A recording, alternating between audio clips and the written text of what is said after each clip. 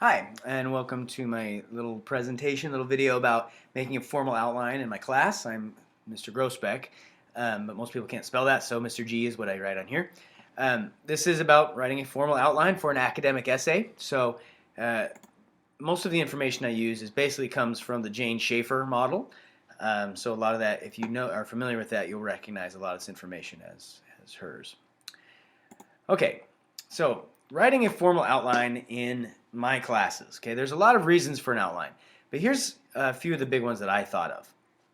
Okay, for one, when you get an essay assigned to you, you tend to spend a lot of time thinking about what you want to write about, and hopefully you kind of let your mind wander into it a lot. So you'll end up with notes on like napkins and post-it notes and maybe text on your phone and little emails, stuff like that. And you have all these different ideas, these thoughts that you want to use in your paper.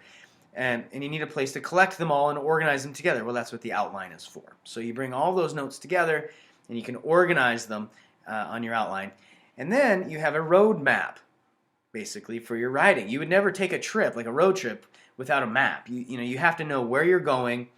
Maybe sometimes you want to just kind of wander around, but in an academic essay, that doesn't really typically lead to really great grades. So, you want to have a map that kind of shows you where you're going and how to get there. So the outline serves that purpose as well.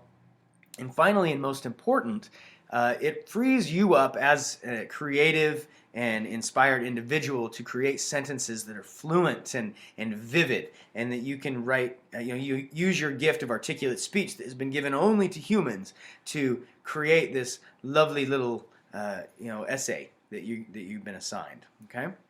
So as we move on, the outline has three basic elements. There's an introduction, there's body paragraphs, and there's a conclusion. Now, the main point of the essay, of an academic essay, comes here in the body paragraphs, and that's really what the thing is about, right? There's a thesis statement that comes early in the introduction, but all these body paragraphs are really, supporting that thesis statement. Your introduction is just that. It's like introducing yourself. You shake somebody's hand and then you start talking. So the introduction, hi, my name is Tony Grossbeck, let me shake your hand. Okay, you don't want to keep holding on to the hand and let that introduction drag out because that gets creepy. So, in an essay, it's not necessarily creepy, it's just boring. Get to your point, get through your introduction and then get rolling into your body paragraphs. Now the body paragraphs, like I say, they're the meat of the essay. So you want to hit those and have a lot of meat behind those, and those want to make those significant as the reader gets through them, and then go to your conclusion. The conclusion, in the same way as the introduction, needs to be sort of quick. You don't want to have a long goodbye, with people that stand at the door saying goodbye forever, and you don't know, you hang up first. No, you hang up first. You hang up first. Just end it, okay? See ya. Click. Done. So get the conclusion done and move forward. Now, pictorially, I've decided to use triangles for the introduction and conclusion, mostly because this is kind of the whole point, and everything should be pointing toward the body paragraph. So as we look at the introduction, it should be like a funnel. Jane Schaefer used this idea of a hook for the first sentence to be something that will draw people in, and it'll hook them so that they can't leave, basically. They have to finish your essay.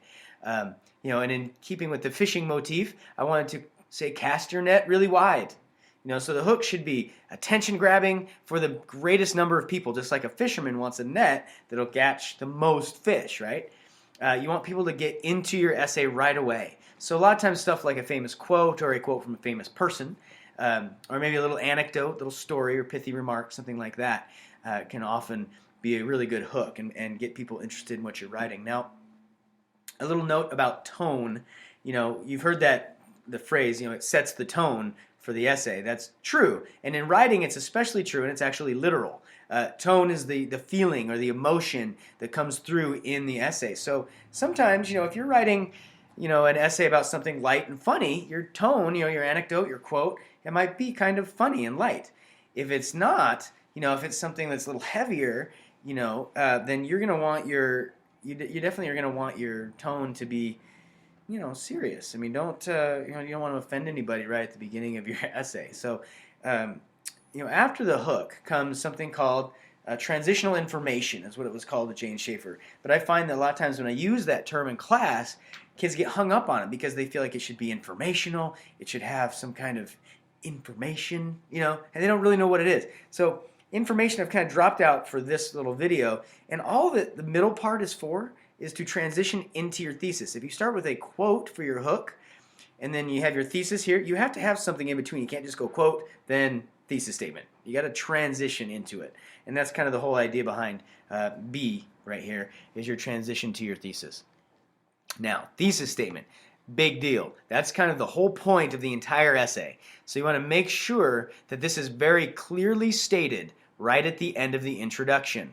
Make sure that it's in one sentence, sometimes two is okay, but usually one sentence that states the subject, the thing that you're trying to prove, and then it states it so clearly that nobody can miss it. It's right there. We know right where to find it, and it's obvious to all your readers what you're trying to prove. Okay.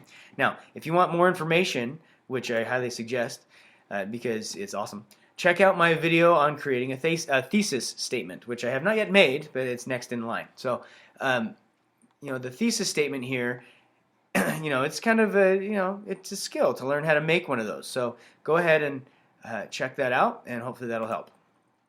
Okay, body paragraphs. Once you're done with your introduction, the handshake's over. Let's get to the work here.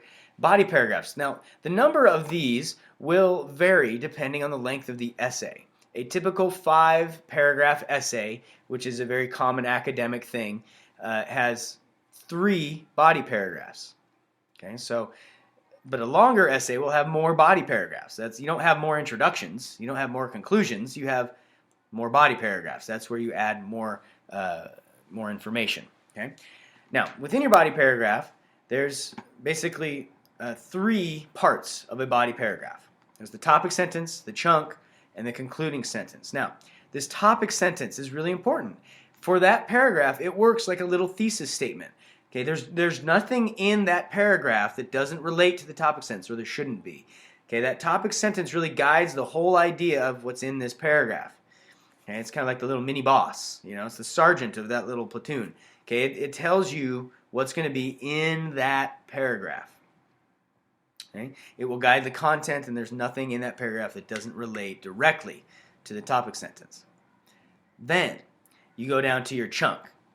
The chunk right here has 2 parts within the chunk, and but you can't have more than one chunk in a paragraph. A lot of times you'll have 2 or 3, but if the paragraph starts getting too long, then you need to kind of put that in another paragraph and maybe break the idea up a little bit, because you don't want like a 20-sentence paragraph if you can help it. Some people do, but it gets kind of boring to read because it's all just sets up on the page weird.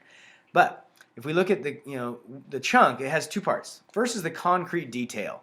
It's like a quote or a fact, some sort of evidence that what you're saying is true. Now, it'll support your topic sentence or your thesis statement. Okay, so but it's just a fact or a quote. It's not your opinion in this sentence. Okay, then you move down to the next sentence, then you have commentary. Now, Jane Schaefer set it up so that it was 1 sentence of concrete detail and then 2 sentences of commentary. And usually that's kind of how it works out. But you need to write enough commentary to fully explain the concrete detail that you've written. So if you put a quote in, you really need to explain to me how that quote supports your topic sentence and your thesis statement. Okay, that's kind of the whole point. Okay, hopefully you got that. You can rewind it if you didn't.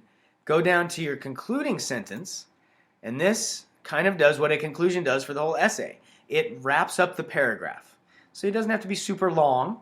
If you have a little bit more commentary that's over the whole paragraph, you can put that in there. But as you get really good at these, you'll notice that they even transition into the next paragraph, like a little teaser, a little trailer, and it kind of bridges that gap. So it's not like end of that paragraph, new paragraph. It's kind of blends that line a little bit and makes it smooth. Okay.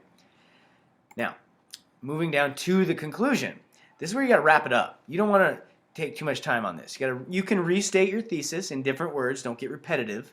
That's kind of the main key of a good conclusion, is do not get repetitive.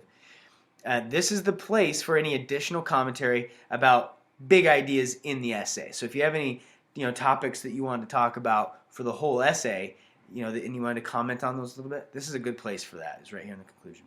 Now, you do not need to get repetitive. Like I said, it doesn't need to be that long. Jane Schaefer said your conclusion should be no more than 40 words. So 30 to 50, 30 to 50 words is usually pretty fine for a conclusion. But you'll get a feel for it, and hopefully that's how you write an outline for my class. Now, I don't have a sample on here because I can show you one of those in class, or you can find them all over the internet of a formal outline. But I'm going to try and show you guys those in class. But if you have any questions, please, you can comment me or email me, and I can get one to you.